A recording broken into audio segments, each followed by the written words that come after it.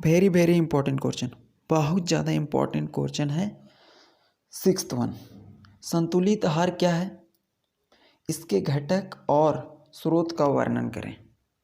बहुत इंपॉर्टेंट है, very very important, आप लोगों का एग्जाम में आएगा ये क्वेश्चन। तो देखिए, इसमें 2 पार्ट पूछा है, एक इसको डिफाइन करना है और दूसरा इसका घटक और इसका स्रोत को बताना है। और उससे पहले आप लोगों को बता दें कि जो सेमेस्टर 2 है, सेमेस्टर 2 आप लोगों का मार्च में शुरू किया जाएगा। तो उसके लिए आप लोग पूरी तरह से प्रिपेयर रहिएगा। सेमेस्टर 2 में हम लोग स्टार्टिंग से तहलका मचाने वाले हैं, तो उसके लिए आप लोग रेडी रहिएगा। तो देखिए, संतुलित आहार, संतुलित का मतलब होता है बैलेंस और आहार का मतलब होता है भोजन। तो ऐसा भोजन जो संतुलित होगा, ऐसा भोजन जो संतुलित होगा उसी को संतुलित आहार कहेंगे।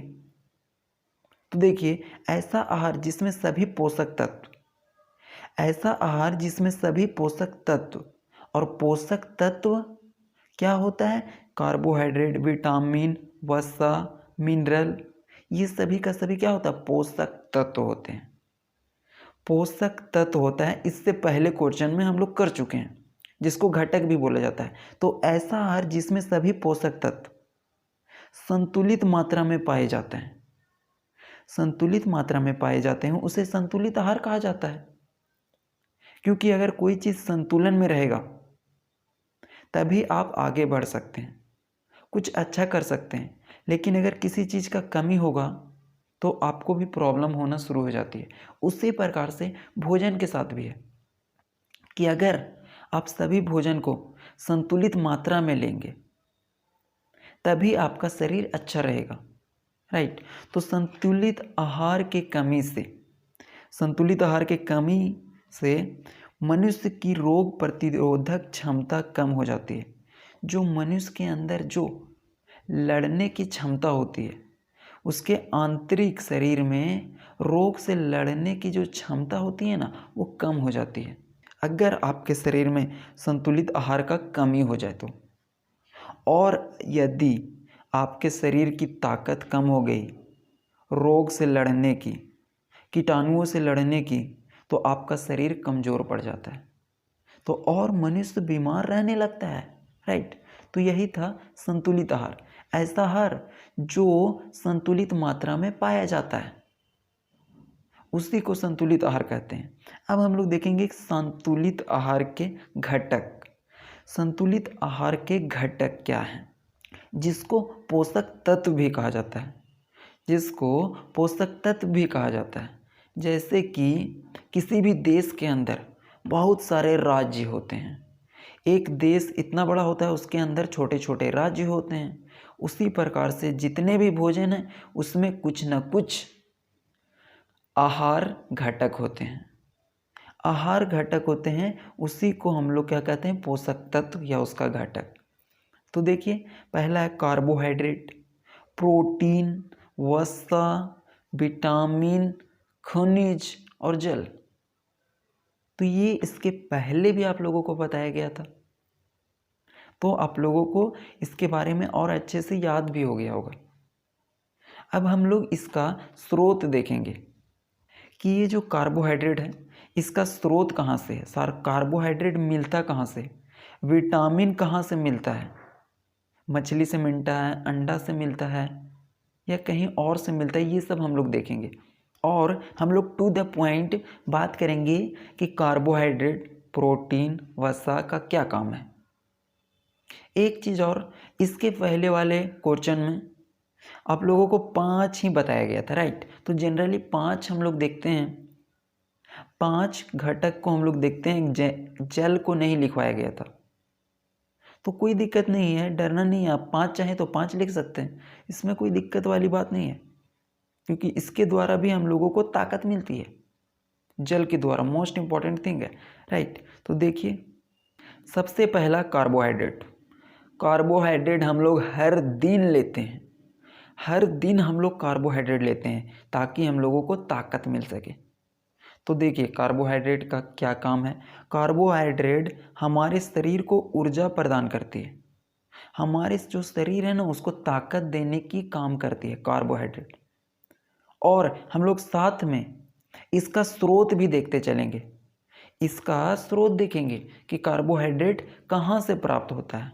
तो देखिए स्रोत में चावल, गेहूँ, आलू आदि, तो ये सब कार्बोहाइड्रेट का स्रोत है और ये आप लोग डेली लेते होंगे। अगला देखिए विटामिन।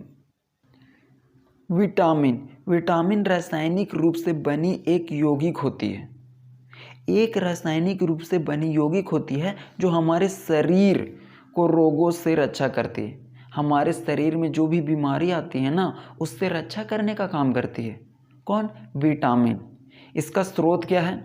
इसका स्रोत है फल, इसका स्रोत है दूध, इसका स्रोत है अंडा। तो आप लोगों को कोई दो याद रखना है और एग्जाम में लिखना है, राइट।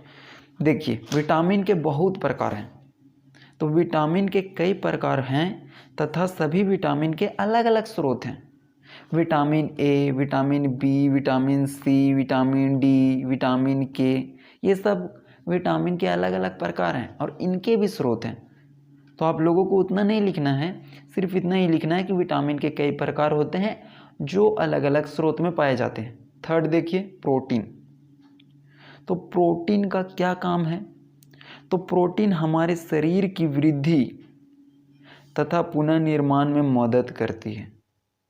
हमारे शरीर के विकास, जो हमारा हाइट बढ़ता है, हमारा वेट बढ़ता है, उसमें हेल्प करती है। और पुनर्निर्माण मतलब जो सेल होता है हमारे शरीर के अंदर, कोशिका होती है, उसकी वृद्धि में मदद करती है। इसका क्या स्रोत है? तो देखिए इसका स्रोत है दाल, मछली जिसको फिश कहते हैं, फिश, दूध और सोयाबीन। तो सोयाबीन है ना सबसे अच्छा प्रोटीन का स्रोत है। सोयाबीन सबसे अच्छा प्रोटीन का स्रोत है। इसको आप लोग नोट बना करके लिखिएगा कि सोयाबीन को प्रोटीन का सबसे अच्छा स्रोत माना जाता है। जैसे क्रिकेट में सचिन तेंदुलकर को बेस्ट माना जाता है ना, उसी प्रकार से सोयाबीन को श्रेष्ठ माना जाता है। आगे देखिए वसा। क्या है वसा? जिसको हम लोग फैट कहते हैं। आदमी खा खा के फैट हो जाता है। तो वसा हमारे शरीर को काफ़ी ताकत देती है। कार्बोहाइड्रेट भी ताकत देती है लेकिन वसा भी ताकत देती है। वसा डबल ताकत देती है। मक्खन, बटर, दूध, बादाम, ये सब कितनी ताकत देती है, लेकिन ये महंगा होता है, इसीलिए इसको रईस लोग खाता है और मोटा हो जाता है। तो ये मिडिल क्लास के लिए उतना नहीं होता है।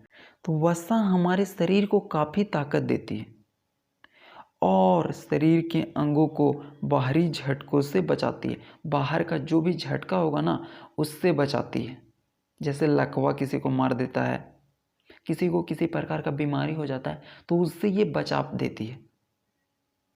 आगे देखिए इसका स्रोत वसा के स्रोत हैं पनीर, घी, दूध, बादाम। तो आप लोगों को एक चीज़ तो याद रखना है कि दूध है सो सभी में जनरली पाया जाता है। सभी पोषक तत्वों के अंदर लिख देना है दूध को, राइट। ये जनरली सभी में होता है। खनिज, जिसको हम लोग खनिज लवण भी कहते हैं, दैट इज इंग्लिश में कॉल्ड मिनरल्स। तो खनिज हमारे शरीर की रोगों से रक्षा करता है, हमारे शरीर के अंदर रोगों से रक्षा करता है और ऊतकों का निर्माण करता है। ऊतक मतलब टिश्यू, ऊतक मतलब टिश्यू होता है और टिश्यू मतलब ग्रुप ऑफ सेल। जब ग्रुप ऑफ सेल एक साथ मिले होते हैं उसको कहते हैं ऊतक। इसका स्रोत क्या है? चाय, दूध, नमक। लास्ट देखिए जल। तो जल क्या है? जल का सबसे ज़्यादा उपयोग मानव जीवन में किया जाता है। तो जल एक अकार्बनिक पदार्थ है। अकार्बनिक का मतलब होता है इसके अंदर कार्बन नहीं प्रेजेंट होता है, क्योंकि जल का फॉर्मूला भी आप लोगों को पता होगा, H2, हाइड्रोजन 2 ऑक्सीजन 1, इसमें कार्बन नहीं होता है। इसीलिए बताया गया है कि जल एक अकार्बनिक पदार्थ है। मानव शरीर में 70 से 75% तक होता है। मानव का जो शरीर है उसमें 70 से 75% तक जल पाया जाता है।